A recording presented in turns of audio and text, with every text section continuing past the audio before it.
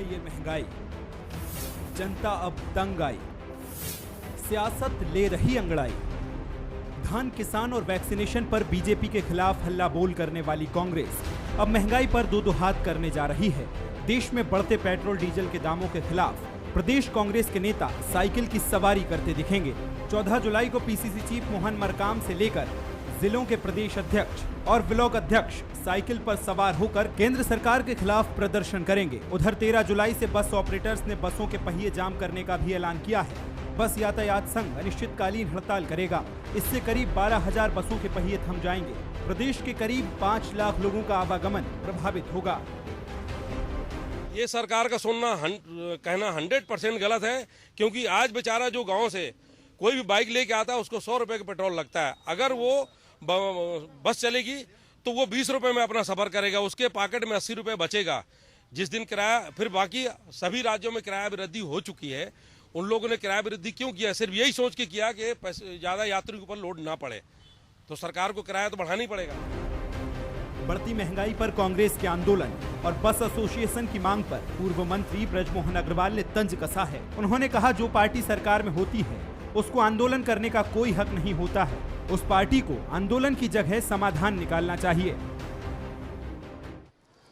सत्ता में बैठे हुए लोगों को आंदोलन करने का कोई अधिकार नहीं है। उनको तो जनता की सेवा करने के लिए जनता ने चुना है। क्योंकि वो जनता की सेवा नहीं कर पा रहे हैं, उसमें असफल हो रहे हैं, अपने वादे पूरे नहीं कर पा रहे हैं, इसलिए वो आंदोलन का रास्ता अपना रहे हैं। उनको पहले बस ऑपरेटर की हड़ताल के बारे में सोचना चाहिए। उनकी हड़ताल को समाप्त कराने के बजाय खुद हड़ताल कर रहे हैं। तो ये तो कोई असफल लोग ही होते हैं, जब किसी बात में सफलता प्राप्त नहीं करते हैं तो वो इस प्रकार की गतिविधि करते हैं। पहले अपनी पार्टी अपने गिरिबान में वो झांक के देखें और उनको सलाह दें। चिट्ठी लिखने की हिम्मत क्यों नहीं? केंद्र सरकार को या प्रधानमंत्री जी को आग्रह भी करने से ये डरते हैं। आखिर ये किस तरीके से अपना पार्टी चला रहे हैं, मुझे समझ में नहीं आता। पहले सलाह वो अपनी पार्टी में दें, उसके बाद किसी और को सलाह देने की बात वो सोचें। तेल पर राजनीति नई बात नहीं है। जब केंद्र में बीजेपी विपक्ष में थी तब आए दिन महंगाई को लेकर धरना प्रदर्शन किया करती थी और तब महंगाई कम करने को लेकर बड़े बड़े दावे भी होते थे। लेकिन पिछले 7 साल से केंद्र में बीजेपी की सरकार है और देश में तेल के दाम लगातार बढ़ रहे हैं, जो किसी से छिपा नहीं है। दूसरी तरफ ये भी सही है कि छत्तीसगढ़ में पड़ोसी राज्यों की अपेक्षा पेट्रोल डीजल के दाम कम है, खास तौर से मध्य प्रदेश की अपेक्षा। अब ये मुद्दा प्रदेश कांग्रेस उठाती है तो बीजेपी को आपत्ति नहीं होना चाहिए। आंदोलन करने का अधिकार जैसा बीजेपी को है वैसा ही कांग्रेस को है। अभिषेक शुक्ल, बंसल न्यूज, रायपुर।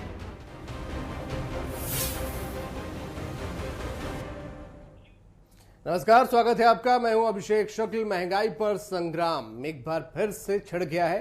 महंगाई को लेकर कांग्रेस लगातार आक्रामक रुख अपनाए हुए है।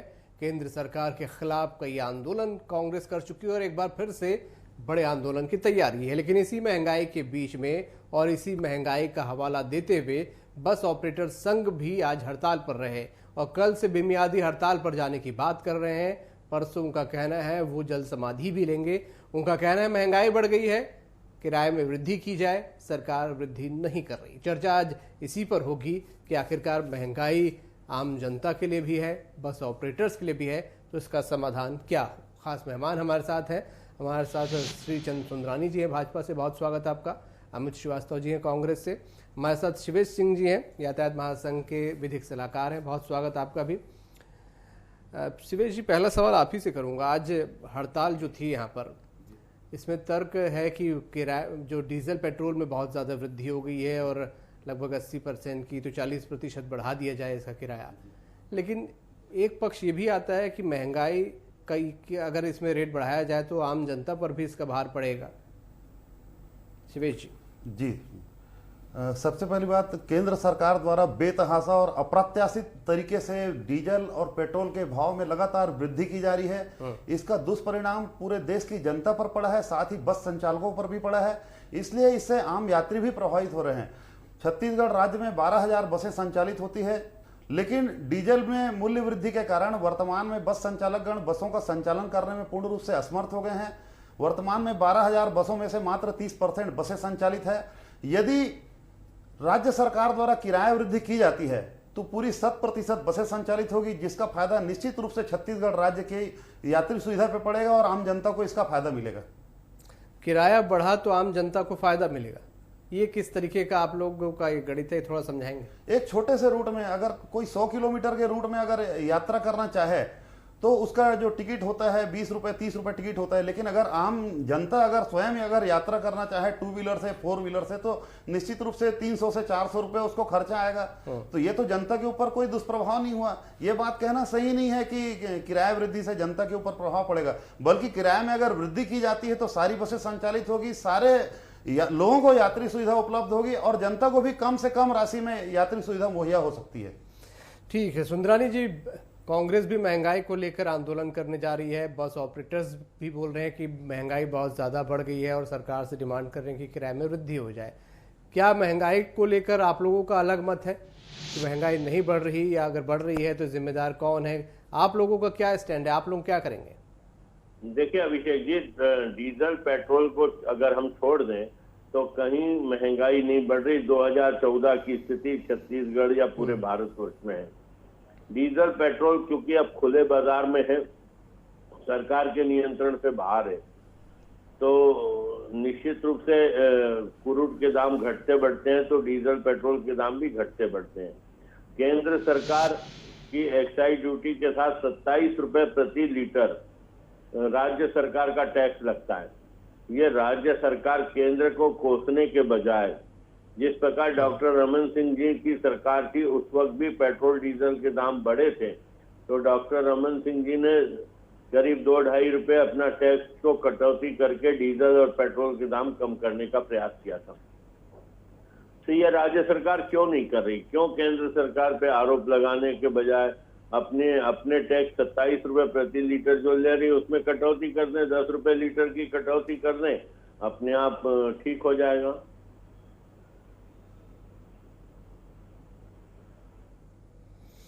ठीक है अमित श्रीवास्तव जी, महंगाई को लेकर भाजपा का कहना है कि राज्य सरकार वैट इस पर कम करे और सिर्फ पेट्रोल डीजल के दाम बढ़े हैं यहाँ पर, बाकी चीज़ों के दाम नहीं बढ़े। हालांकि इस पर भी मैं उनसे क्रॉस क्वेश्चन जरूर करूंगा, फिलहाल आप अपना पक्ष रख दें। देखिए अभिषेक जी, मैं आपको बता दूं कि बीजेपी की गलत नीतियों के कारण उसका परिणाम आज पूरा देश भुगत रहा है। देखिए, एक जब बीजेपी की सरकार 2014 के समय की मैं आपको बात बताना चाहता हूं, ये इन्होंने नारा लाया था और बहुत सारे वीडियो भी जारी किए थे कि बहुत हुई महंगाई की मार, अब की बार मोदी सरकार। और अब लोग कहने लग गए हैं कि बहुत हुई महंगाई की मार, अब बस करो सरकार। और आपको मैं एक आंकड़ा दिखाना चाहता हूं कि क्या से क्या हो गया देखते देखते। अब लोग सोच रहे हैं 2003 में कच्चे तेल का जो कीमत थी $109 थी और पेट्रोल का रेट था 74 रुपए और डीजल का रेट था 45 रुपए। आज 68 रुपए है प्रति बैरल और रेट क्या है, सेंचुरी मार रहा है। और पहली बार ऐसा हुआ है कि 100 के पार गया है। तो ये आप देखिए कि बीजेपी के जितने नेता थे, जब 74 रुपए रेट हुआ करता था तो इनकी साइकिलें निकल जाती थी। पूर्व मुख्यमंत्री जी, इनके पूर्व मंत्री, कई लोग, आज वो साइकिल कहां चले गई? वो साइकिल पंचर हो गई। मतलब एक चीज समझ में आया और जनता भी समझ चुकी है अभिषेक जी कि इनको जनता से कभी लेना देना नहीं रहता है। ये सिर्फ अपनी राजनीतिक रोटी सेकने का ये काम करते हैं। और आज वो नेता जो लगातार जनता के मुद्दे पे, जिस प्रकार 74 रुपए जब पेट्रोल का दाम था तो वो अपनी साइकिल लेके निकल जाते थे और आज 100 रुपए हो गया है। आज उनका नहीं आना ये संयोग है कि कोई प्रयोग है, ये भी इनको बताना चाहिए। और मैं बताना चाहता हूं कि मैंने जो कहा शुरू में कि इनकी गलत नीति, देखिए 2010 में मनमोहन सिंह सरकार जो थी, उन्होंने पेट्रोल डीजल के रेट को डीरेगुलेट किया था और डायनेमिक प्राइसिंग सिस्टम के तहत जो पेट्रोल और डीजल के दाम तय होते थे। लेकिन हमने किया था सिर्फ पेट्रोल को। 2014 में नरेंद्र मोदी जी की सरकार आती है और जैसा मैं हमेशा कहता हूं कि इनका एक ही मकसद होता है, अपने कॉर्पोरेट मित्रों को फायदा पहुंचाना। गरीबों से खींचो और अमीरों को सींचो, इनका एक ही मकसद रहता है। और आपको मैं बता दूं कि इन्होंने 2014 में डीजल को डीरेगुलेट कर दिया और जैसे ही डीजल को डीरेगुलेट किया और इन्होंने एक चीज और किया, जो प्राइस पहले 15 दिनों में बढ़ती थी, इन्होंने हर दिन सुबह 6 बजे उसको प्राइस चेंज होगी, एक सिस्टम ला दिया। अब आप देखिए, जब बंगाल का चुनाव होता है उस समय 65 दिनों तक 24 फरवरी के बाद 4 मई तक 65 दिनों तक आप देखिए कि पेट्रोल डीजल के दाम नहीं बढ़ते, और जैसे ही इनको बंगाल चुनाव में मुंह की खानी पड़ती है, आप देखिए 1.5 महीने के अंदर 38 बार तेल के दाम बढ़ गए। और जब अगर मैंने कहा ना कि आज ये श्रीचंद भैया भी कह रहे थे कि पेट्रोल डीजल का छोड़ दीजिए साहब, मैं आपको कहना चाहता हूं अभिषेक जी, सबसे बड़ी बात देखिए सुंदरानी जी, ये तर्क अमित श्रीवास्तव जी जो दे रहे हैं कि मैं आपसे एक टिप्पणी इन पे तुरंत ले लेता हूं, फिर आपके पास आता हूं अमित जी। सुंदरानी जी, अमित जी जो बोल रहे हैं कि चुनाव जब तक रहता है तब तक रेट नहीं बढ़ते, उसके बाद रेट बढ़ जाते हैं। और जैसे आप बात कर रहे थे पेट्रोल डीजल का रेट बढ़ा, बाकी चीज़ों पे असर नहीं पड़ा। मैं सुंदरानी जी कहना चाहूँगा, जब ट्रांसपोर्ट के चार्जेस बढ़ते हैं तो बाकी चीज़ों के, खान पान की चीज़ों के भी दाम बढ़ जाते हैं, खाने के तेल के भी दाम बढ़े हैं और भी चीज़ों के दाम बढ़े हैं। क्या इससे आपको इनकार है? और अगर इलेक्शन के टाइम पेट्रोल डीजल के दाम में कंट्रोल रहता है तो क्या माने कि अनऑफिशियली, इनडायरेक्टली कहीं ना कहीं कंट्रोल सरकार का होता है? देखिए, अगर ट्रांसपोर्ट के किराए भाड़े बढ़ते हैं तो बहुत आंशिक उसका असर आता है। मान लो 1 रुपया किलो का कहीं का रेट है, बॉम्बे से रायपुर आने का मान लो 1 रुपया किलो है, वो 1 रुपया 5 पैसे होगा तो 5 पैसे का ही अंतर आता है। और मान लो शक्कर का रेट 36 रुपए है और 5 पैसा भाड़ा बढ़ा तो 36 रुपए 5 पैसे ही होगा, तो उसका व्यापक असर माल भाड़े का नहीं होता। लेकिन मैं आपको ध्यान दिलाना चाहूंगा, अमित श्रीवास्तव जी बैठे मेरे छोटे भाई हैं, आप याद करिए वो 2014 को जब भारत की जनता ने दाल 140 और 150 रुपए खरीदा था, आज 80 रुपए बिक रही है साहब दाल। चावल, अनाज, खाने का तेल जरूर महंगा हो रहा था, लेकिन पिछले 10 दिनों के अंदर प्रति लीटर 20 रुपए की गिरावट आई है, और जैसे जैसे फसल आते जाएगा वैसे वैसे रेट डाउन होते जाएंगे। अन्य वस्तुओं में किसकी महंगाई बढ़ी, कौन सी वस्तु? 2014 का चार्ट उठा के देख लीजिए, आपको मिलान कर लीजिए, आज भी वही रेट मिलेंगे। कोरोना महामारी के चलते आप भी, अभिषेक जी और सभी लोग जानते हैं, अमित श्रीवास्तव जी भी जानते हैं, जिस प्रकार से केंद्र ने पूरे देश को कोरोना महामारी के समय संभाला है, पूरे राज्य सरकारों की मदद की। आज वैक्सीन भी जो लग रही है, राज्य सरकार जो लगा रही है, वो पूरी केंद्र की मदद से। ऐसे समय में आर्थिक संकट, व्यापार बंद रहे, राजस्व की कमी हुई केंद्र में, उसके बावजूद मोदी जी ने कोविड से निपटने के लिए तत्काल सारे बंदोबस्त किए। और आज अगर हम लोग सुरक्षित हैं तो कहीं न कहीं मोदी जी की जो तत्परता थी कोरोना महामारी के चलते। इस स्थिति में निश्चित रूप से पेट्रोल डीजल ही एक ऐसा सहारा रहा जिसके कारण आज हम पूरे देश की जनता में बाकी चीजों को महंगाई से रोकने में सफल रहे। तो कोरोना महामारी को सुंदरानी जी, आपके तर्क अपनी जगह हो सकते हैं सही, अमित श्रीवास्तव जी के भी तर्क हो सकते हैं। मैं सीधा सा जनता के काम, जनता का सवाल करना चाहूंगा। महंगाई जब भी बढ़ती है, असर क्या सरकारों पर पड़ता है, चाहे केंद्र हो चाहे राज्य हो? असर तो आम जनता पर पड़ता है। इन तर्कों के जरिए घर कैसे चलेगा? नहीं, निश्चित रूप से कठिनाई तो होती है घर चलाने में, अभिषेक जी, कठिनाई होती है। मैं भी एक नागरिक हूँ, एक राजनीतिक दल के कार्यकर्ता के साथ साथ मेरी पारिवारिक जिम्मेदारियां भी है।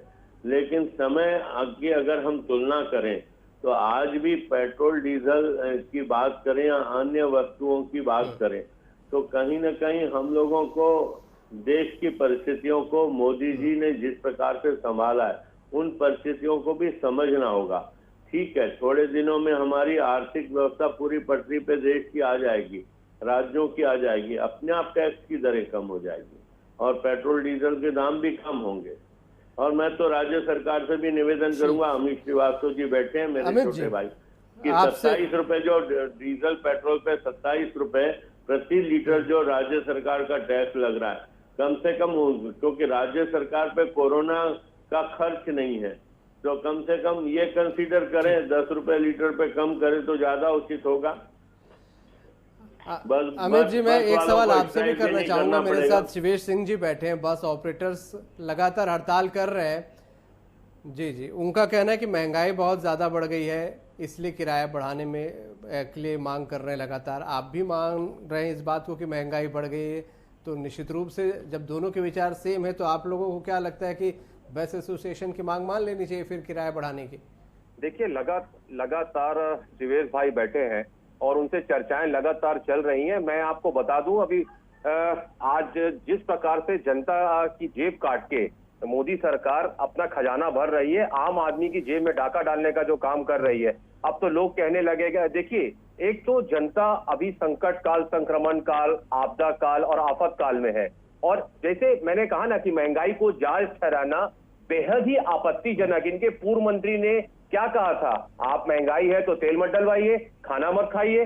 तो ये जनता की तकलीफों को बीजेपी के नेता समझ नहीं रहे। अभिषेक जी, आज किचन में आग लगी हुई है, गरीबों का उपवास उड़ा रहे हैं, मध्यम वर्गीय का उपवास उड़ा रहे हैं, जनता सारी चीजों को समझ रही है। और श्रीचंद भैया को मैं बताना चाहता हूं, इन्होंने कहा सरसों का तेल अभी 200 पार हो गया था, पेट्रोल डीजल 100 के पार हो रहा है, और मसूर जो पहले 65 रुपए का मिलता था अब 90 रुपए हो गया है, चना दाल 70 रुपए से 90 रुपए की हो गई है, अरहर 90 रुपए से 110 रुपए हो गई है, और मूंग दाल 110 से 130 हो गई है। तो देखिए, एक साल में कहां से रेट लाए हो अमित? ये कहां से रेट लाए हो? अमित श्रीवास्तव जी, थोक मार्केट से भैया आप लोगों को समझ में नहीं आएगा, बीजेपी के नेताओं को समझ में नहीं आएगा, क्योंकि बीजेपी के नेता जिस प्रकार बेशर्मी के बोल रहे हैं, मानवता और जिस प्रकार से बीजेपी के विचारधारा में तो है ही नहीं। मैं आपको एक और चीज बताना चाहता हूँ कि अब लोग समझ गए, मोदी है तो मुमकिन है। महामारी में महंगाई मंदी और मोदी, लोग कह रहे हैं कि जिस प्रकार आप अभी मोदी चालीसा पढ़ रहे थे भैया, मेरे को बड़ा दुख हो रहा था कि आप सही फैक्ट पे बात करना चाहिए। 13 राज्यों में और केंद्र शासित प्रदेशों में पेट्रोल 100 के पार है। 28 जून के बाद 730 से ज्यादा 332 जिलों में पेट्रोल 100 के पार है। सुंदरानी जी, अमित श्रीवास्तव जी, एक सवाल मेरा कमर्शियल गैस 1500 बस ऑपरेटर्स को लेकर था। अमित श्रीवास्तव जी, अगर महंगाई बढ़ गई है, अमित श्रीवास्तव जी राज्य सरकार से बैठे हैं बस ऑपरेटर संघ, यहाँ पर मांग कर रहे हैं कि महंगाई बढ़ गई है, किराया बढ़ा दिया जाए। मेरा सीधा से सवाल है, क्या महंगाई बढ़ी है तो किराया आप लोग बढ़ाएंगे, और अगर ये किराया बढ़ता है तो इसका भार किसके ऊपर जाएगा? देखिए, जैसा मैंने कहा ना कि शिवेश भाई और उनके एसोसिएशन से लगातार चर्चा चल रही है। उन्होंने जो मांग रखी है राज्य सरकार से, बिल्कुल जो उनकी चर्चा चल रही है, और जो कहना है कि साल भर से ज्यादा हो गया और चर्चा इनके चल रही है, एक बीच का रास्ता निकालने का प्रयास हम कर रहे हैं, क्योंकि हम जानते हैं कि आम आदमी का भी बुरा हाल है। उनकी लगातार, मैंने कहा ना कि बेरोजगारी दर जो है वो 10% तक पहुंच गई है। 23 करोड़ लोग गरीबी रेखा के नीचे आ गए हैं, लोगों की नौकरियां जा रही हैं। अमित जी, कल से अगर सभी बसें बंद हो जाएंगी तो आपको लगता है कि आम लोगों को दिक्कत नहीं होगी? देखिए, लगातार मैंने जैसा कहा, शिवेश भाई और उनके एसोसिएशन से लगातार बातें चल रही हैं। हम उनकी पीड़ा, उनकी वेदना को समझते हैं, लेकिन जैसा मैंने कहा कि आम आदमी का भी आज बुरा हाल है। उनकी आमदनी घटी है, केंद्र की ये संवेदनहीन जो सरकार बैठी है, तो लगातार मैंने जैसा कहा अभिषेक जी कि बहुत जल्द बीच का एक रास्ता निकाल जाएगा कि जनता के जेब में भी उसका भार ना पड़े और इनको भी कुछ राहत मिले। ऐसे बीच का रास्ता हम निकालने का प्रयास कर रहे हैं। बार बार ये बातें आ रही हैं फिर से कि सरकार जो ये भार, अगर किराया बढ़ता है तो उसका भार कहीं ना कहीं आम लोगों पे पड़ जाएगा, इसलिए इस बात को लेकर सरकार बार बार सोच रही है कि किराया बढ़ाए तो आम लोगों की जो पहले ही हालत खराब है महंगाई से, और ना हालत खराब हो जाए। सबसे बड़ी बात यह है कि जो बस में यात्रा करने वाली जनता है वो यात्री सुविधा से लगातार वंचित हो रही है, उसकी जेबें काटी जा रही है, वो लगातार ज्यादा पे करके अपने 2 व्हीलर में, कार में, किसी अन्य साधन से यात्रा करने पे मजबूर हो रही है। मैंने पहले भी कहा था कि अगर कहीं पे मार्ग में 20 रुपए का किराया है और अगर वो 2 व्हीलर से जाता है, 4 व्हीलर से जाता है, तो उसको 300 से 400 रुपए का खर्चा आता है। अगर यातायात महासंघ के सदस्यगण या राज्य के 12,000 बस संचालकगण अगर यात्री किराया वृद्धि की मांग करते हैं तो 100% बसें संचालित होगी। इसमें यात्रियों को फायदा होगा, आम जनता को फायदा होगा। छत्तीसगढ़ राज्य में बस संचालन व्यवसाय से जुड़े 1,08,000 लोग हैं। इसमें स्वयं बस का मालिक, चालक, परिचालक, हेल्पर, हाकर, तो दिक्कत कहाँ आ रही है? 1,08,000 लोग हैं, उनकी भी सोचना है, उनका भी परिवार लगातार इससे प्रभावित हो रहा है। यहाँ तर्क दे रहे हैं, राज्य सरकार जल्द से जल्द किराया बढ़ाए। ये तर्क जो यहाँ पर आप दे रहे हैं, फिर दिक्कत कहाँ पर आ रही है शिवेश जी? जी, दिक्कत कहाँ पे आ रही बातचीत में? फिर लगातार हमने इस संबंध में माननीय परिवहन मंत्री जी से मुलाकात किया है, माननीय मुख्यमंत्री महोदय से भी हमने समय मांगा है, और जहां तक है कि कोई ना कोई रास्ता इस पे निकल जाएगा। क्योंकि माननीय मुख्यमंत्री महोदय राज्य सरकार के मुखिया हैं, हम वहां नहीं जाएंगे तो कहां जाएंगे? अपने दिल का दर्द लेकर के, अपनी पीड़ा लेकर के, राज्य के 12,000 बस संचालकों का दर्द लेकर के राज्य सरकार को प्रति माह में जो बस संचालक गण हैं वो 6 करोड़ रुपए का टैक्स पे करते हैं, और प्रतिदिन 12,000 बस संचालक अगर 50 यात्रियों को भी यात्रा कराते हैं तो 6 लाख यात्रियों को यात्रा करा रहे हैं। तो सरकार को हमारी मांगे माननी ही पड़ेगी। ठीक, और शुक्रिया। आज समय मेरे पास इतना ही था। मुद्दा बहुत अहम था, महंगाई।